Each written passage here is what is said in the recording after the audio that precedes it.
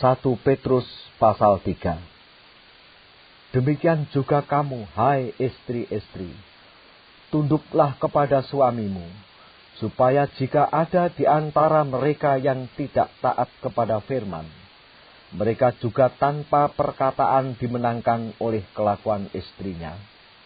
Jika mereka melihat bagaimana murni dan salehnya hidup istri mereka itu. Perhiasanmu janganlah secara lahiriah, yaitu dengan mengepang-ngepang rambut, memakai perhiasan emas atau dengan mengenakan pakaian yang indah-indah. Tetapi perhiasanmu ialah manusia batiniah yang tersembunyi dengan perhiasan yang tidak binasa, yang berasal dari roh yang lemah lembut dan tenteram, yang sangat berharga di mata Allah. Sebab demikianlah caranya perempuan-perempuan kudus dahulu berdandan, yaitu perempuan-perempuan yang menaruh pengharapannya kepada Allah. Mereka tunduk kepada suaminya, sama seperti Sarah taat kepada Abraham dan menamai dia tuannya. Dan kamu adalah anak-anaknya, jika kamu berbuat baik dan tidak takut akan ancaman. Demikian juga kamu, hai suami-suami, hiduplah bijaksana dengan istrimu, sebagai kaum yang lebih lemah. Hormatilah mereka sebagai teman pewaris dari kasih karunia, yaitu kehidupan, supaya doamu jangan terhalang. Dan akhirnya, hendaklah kamu semua seia sekata, seperasaan, mengasihi saudara-saudara, penyayang dan rendah hati, dan janganlah membalas kejahatan dengan kejahatan, atau caci maki dengan caci maki, tetapi sebaliknya, hendaklah kamu memberkati, karena untuk itulah kamu dipanggil, yaitu untuk memperoleh berkat. Sebab siapa yang mau mencintai hidup dan mau melihat hari-hari baik, ia harus menjaga lidahnya terhadap yang jahat, dan bibirnya terhadap ucapan-ucapan yang menipu. Ia harus menjauhi yang jahat dan melakukan yang baik. Ia harus mencari perdamaian dan berusaha mendapatkannya. Sebab mata Tuhan tertuju kepada orang-orang benar, dan telinganya kepada permohonan mereka yang minta tolong. Tetapi wajah Tuhan menentang orang-orang yang berbuat jahat. Dan siapakah yang akan berbuat jahat terhadap kamu, jika kamu rajin berbuat baik? Tetapi sekalipun kamu harus menderita juga karena kebenaran, kamu akan berbahagia. Sebab itu janganlah kamu takuti apa yang mereka takuti, dan janganlah gentar. Tetapi kuduskanlah Kristus di dalam hatimu sebagai Tuhan, dan siap sedialah pada segala waktu untuk memberi pertanggungan jawab kepada tiap-tiap orang yang meminta pertanggungan jawab dari kamu tentang pengharapan yang ada padamu. Tetapi haruslah dengan lemah lembut dan hormat, dan dengan hati nurani yang murni, supaya mereka yang memfitnah kamu karena hidupmu yang saleh dalam Kristus menjadi malu karena fitnahan mereka itu. Sebab lebih baik menderita karena berbuat baik, jika hal itu dikehendaki Allah, daripada menderita karena berbuat jahat.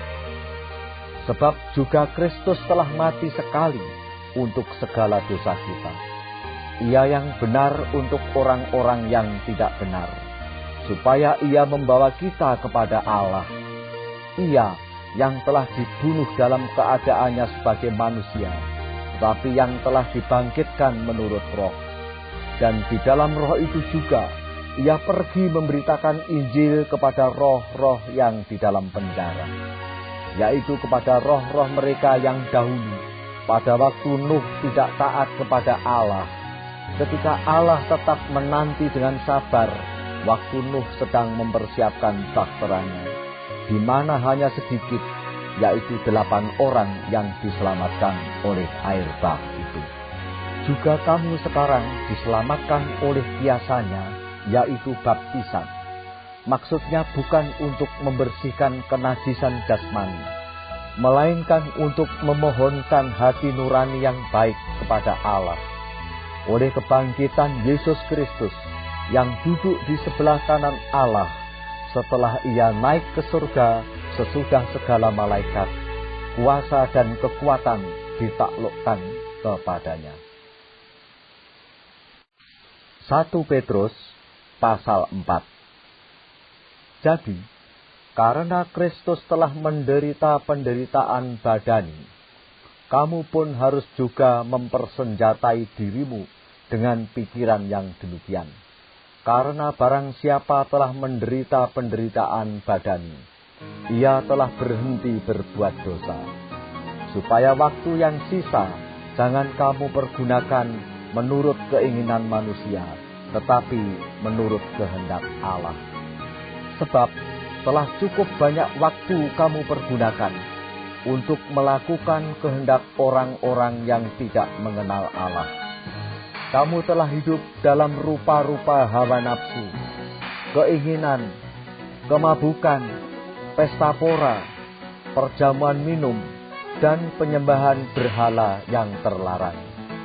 Sebab itu mereka heran bahwa kamu tidak turut mencemplungkan diri bersama-sama mereka di dalam kubangan ketidaksenonohan yang sama, dan mereka memfitnah kamu.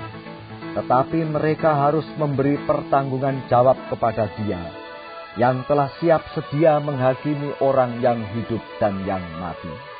Itulah sebabnya, maka Injil telah diberitakan juga kepada orang-orang mati, supaya mereka, sama seperti semua manusia, dihakimi secara badani, tetapi oleh Roh dapat hidup menurut kehendak Allah. Kesudahan segala sesuatu sudah dekat. Karena itu, kuasailah dirimu dan jadilah tenang, supaya kamu dapat berdoa. Tetapi yang terutama, kasihilah sungguh-sungguh seorang akan yang lain, sebab kasih menutupi banyak sekali dosa. Berilah tumpangan seorang akan yang lain dengan tidak bersungut-sungut. Layanilah seorang akan yang lain sesuai dengan karunia yang telah diperoleh tiap-tiap orang, sebagai pengurus yang baik dari kasih karunia Allah. Jika ada orang yang berbicara, baiklah ia berbicara sebagai orang yang menyampaikan firman Allah. Jika ada orang yang melayani, baiklah ia melakukannya dengan kekuatan yang dianugerahkan Allah, supaya Allah dimuliakan dalam segala sesuatu karena Yesus Kristus. Ialah yang empunya kemuliaan dan kuasa sampai selama-lamanya. Amin. Saudara-saudara yang kekasih, janganlah kamu heran akan nyala api siksaan yang datang kepadamu sebagai ujian, seolah-olah ada sesuatu yang luar biasa terjadi atas kamu. Sebaliknya, bersukacitalah sesuai dengan bagian yang kamu dapat dalam penderitaan Kristus, supaya kamu juga boleh bergembira dan bersukacita pada waktu Ia menyatakan kemuliaannya. Berbahagialah kamu jika kamu dinista karena nama Kristus, sebab roh kemuliaan, yaitu roh Allah, ada padamu. Janganlah ada di antara kamu yang harus menderita sebagai pembunuh, atau pencuri, atau penjahat, atau pengajam. Tetapi, jika ia menderita sebagai orang Kristen, maka janganlah ia malu, melainkan hendaklah ia memuliakan Allah dalam nama Kristus itu. Karena sekarang telah tiba saatnya penghakiman dimulai, dan pada rumah Allah sendiri yang harus pertama-tama dihakimi. Dan jika penghakiman itu dimulai pada kita, bagaimanakah kesudahannya dengan mereka yang tidak percaya pada Injil Allah? Dan jika orang benar hampir-hampir tidak diselamatkan, apakah yang akan terjadi dengan orang fasik dan orang berdosa? Karena itu, baiklah juga mereka yang harus menderita karena kehendak Allah, menyerahkan jiwanya dengan selalu berbuat baik kepada Pencipta yang setia. 1 Petrus pasal 5. Aku menasihatkan para penatua di antara kamu. Aku sebagai teman penatua dan saksi penderitaan Kristus, yang juga akan mendapat bagian dalam kemuliaan yang akan dinyatakan kelak. Gembalakanlah kawanan domba Allah yang ada padamu, jangan dengan paksa, tetapi dengan sukarela, sesuai dengan kehendak Allah. Dan jangan karena mau mencari keuntungan, tetapi dengan pengabdian diri. Janganlah kamu berbuat seolah-olah kamu mau memerintah atas mereka yang dipercayakan kepadamu. Tetapi hendaklah kamu menjadi teladan bagi kawanan domba itu. Maka kamu, apabila Gembala Agung datang, kamu akan menerima mahkota kemuliaan yang tidak dapat layu. Demikian jugalah kamu, hai orang-orang muda, tunduklah kepada orang-orang yang tua. Dan kamu semua, rendahkanlah dirimu seorang terhadap yang lain. Sebab Allah menentang orang yang congkak, tetapi mengasihani orang yang rendah hati. Karena itu, rendahkanlah dirimu di bawah tangan Tuhan yang kuat, supaya kamu ditinggikannya pada waktunya. Serahkanlah segala kekhawatiranmu kepadanya, sebab Ia yang memelihara kamu. Sadarlah dan berjaga-jagalah.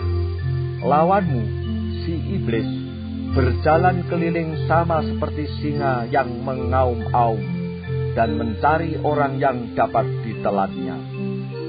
Lawanlah dia dengan iman yang teguh, sebab kamu tahu bahwa semua saudaramu di seluruh dunia menanggung penderitaan yang sama. Dan Allah, sumber segala kasih karunia, yang telah memanggil kamu dalam Kristus kepada kemuliaannya yang kekal, akan melengkapi, meneguhkan, menguatkan, dan mengokohkan kamu sesudah kamu menderita seketika lamanya. Ialah yang empunya kuasa sampai selama-lamanya. Amin.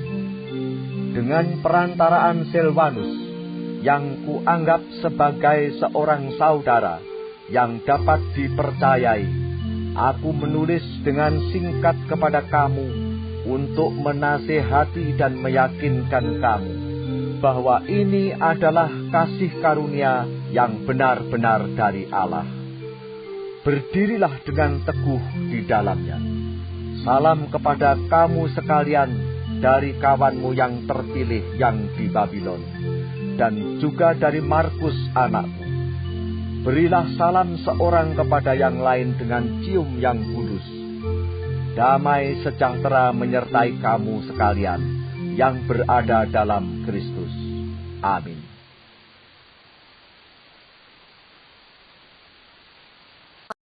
Bagi warga sorga yang mau dapat pemberitahuan video terbaru, silahkan klik subscribe dan paling penting jangan lupa untuk klik aktifkan loncengnya ya.